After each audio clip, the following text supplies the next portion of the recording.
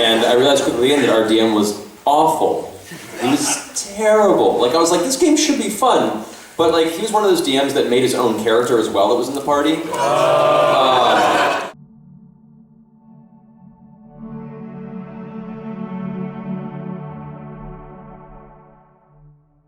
A referee in a basketball game is not allowed to steal the basketball from one of the players and try to make a basket.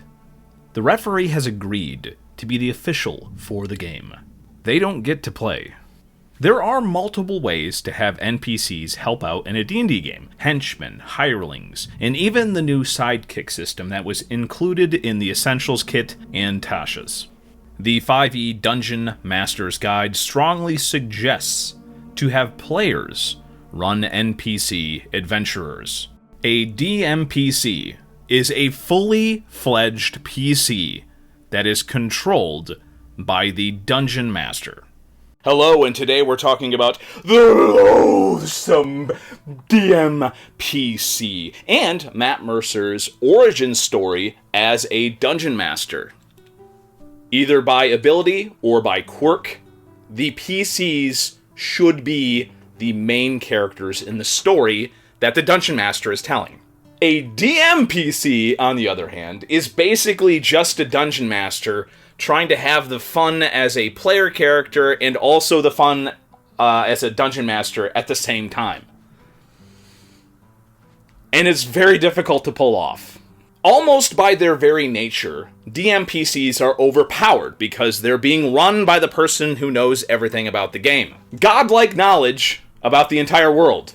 The DM's creation that in some cases just ends up being the main character. So here's the interesting bit. Matt Mercer, you know, the guy from Critical Role, possibly one of the most famous Dungeon Masters in existence,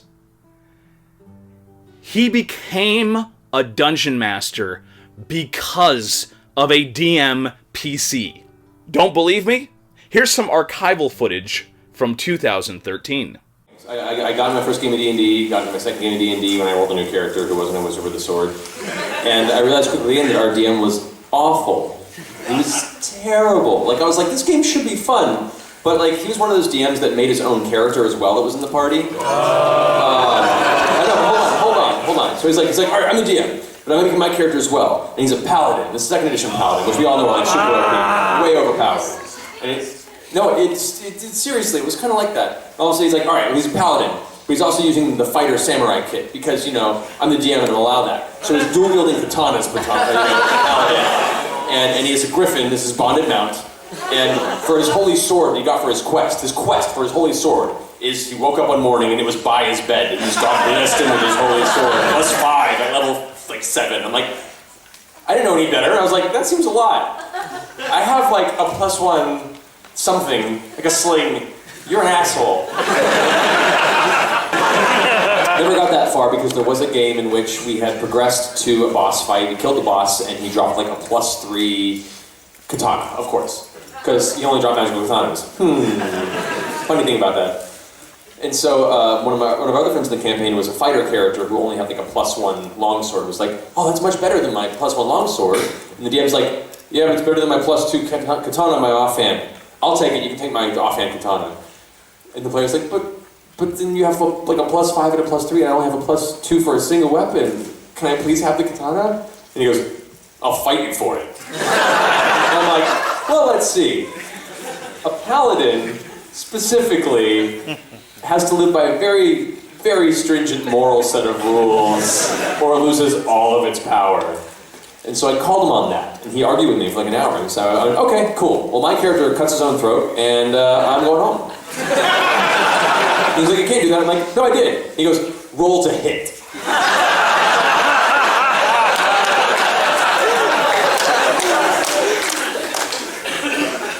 Okay. Rolled. It was like a 19. He's like, okay, well, for damage. I'm like, no, it's a coup de grace. This is on myself, okay? That's a free crit. Rolled it. I'm dead. Cool, I'm going home. And I left. And that was when I decided to DM. That's when I decided I wasn't going to let somebody else control the game, and I was going to give a shot at storytelling. And so I made my own campaign, invited a handful of people from that game and a couple of friends of mine who'd never played before. And I've been DMing for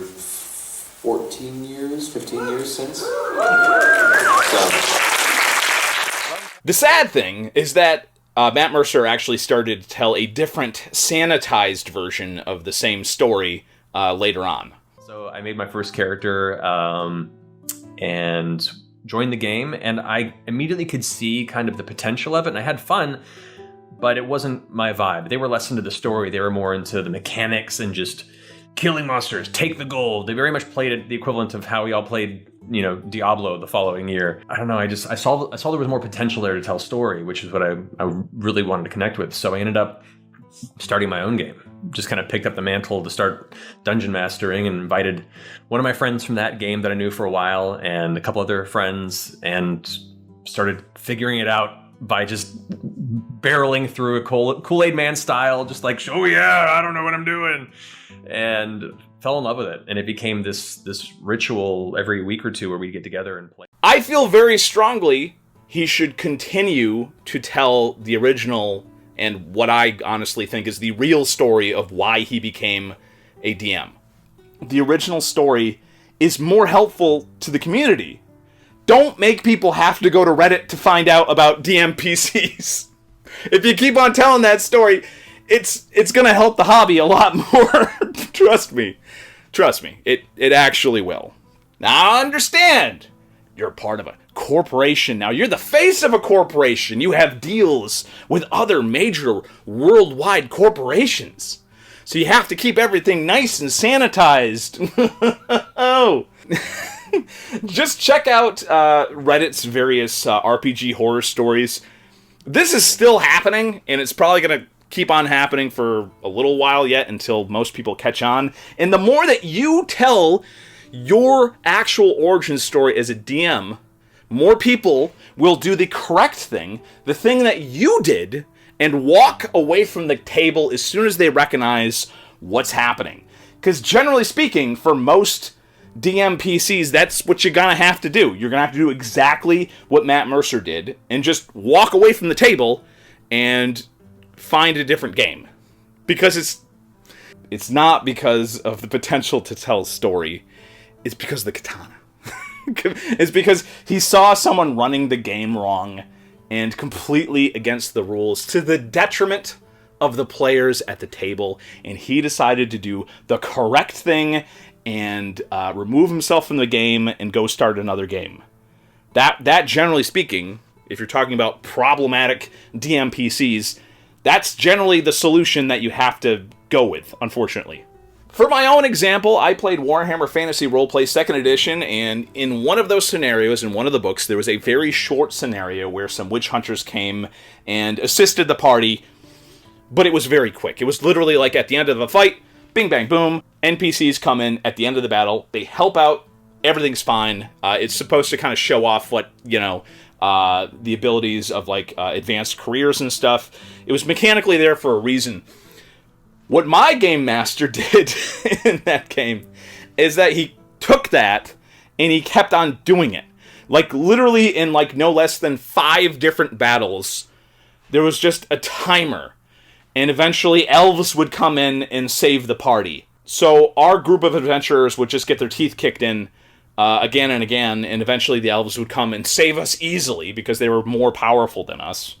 Inevitably, one of the characters from that scenario would want to join the party because, of course, we were too weak to go alone. So we had our lovely DMPC there to take care of us because, in Warhammer Fantasy Roleplay, you're supposed to kind of feel powerless at some points. It's just like, you're basically like a baker trying to go against the forces of chaos. So, yeah, that's kind of there, but having NPCs that are clearly powerful enough to easily solve all these problems, it made me feel like we were just a party of chumps, and what we did didn't actually matter. The rest of the players and I were just waiting around, waiting for the actual main character of the story to show up and save us, and then lead our party to the next stage of the game. It was frustrating. There's many examples of good NPC use in the games. I want to kind of go outside the tabletop game and talk about Baldur's Gate 2 and Dritz Odrun.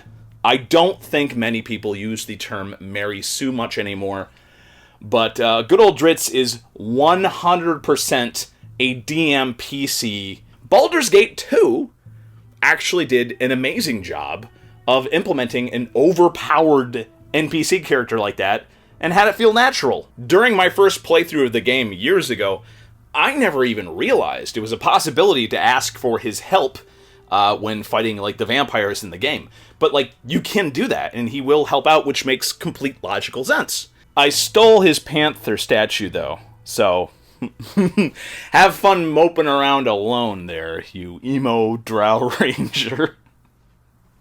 Have fun with your 2 magical scimitars. You could easily see how this could be a much worse situation if he was a true DMPC and just showed up unannounced, uninvited when you were fighting the vampires and went and like killed all the vampires for you, and like possibly even like, well, geez, you should have recognized there was a vampire nest here months ago. I've been preparing for this attack for weeks now. So yeah, hirelings, henchmen, NPCs that are specialists who help out with certain things in the game. I mean, there's various ways you can deal with this, but for new dungeon masters, if you have the idea for like a really cool player character, and you're really interested in playing this character, you are a DM. My advice to you is do not include that player character as an NPC. The temptation to do really cool stuff with that player character, it's going to be pretty high. There will always be challenges and travails that the player characters must overcome. But you never want to make them feel weak and powerless, arbitrary, and useless. And including powerful DMPCs that could easily handle situations that know more about the world than the PCs do. Take some notes from the official D&D books. A lot of the NPCs that join the players in combat and stuff, they got their own stuff going on, and they generally don't know the wider implications of what is happening in the game like the players do. That's kind of what you have to go through, because they're really focused on what's happening with them. So the onus is always on the player characters to be the ones to go forward on the adventure and to do what needs to be done. As always, investigative journalism like this, trying to find out the real origins of Matt Mercer as a DM. Not the story he tells now, but the real story that he used to tell about 10 years ago. That's the kind of hard-hitting investigative journalism that you'll only find on this channel. So make sure you support this channel. The links to do so are below. Every little bit helps. It really does. Thanks again for watching the video. And remember, the real hero of Dungeons and Dragons, well, that would be the DM who cares about the experience of his players.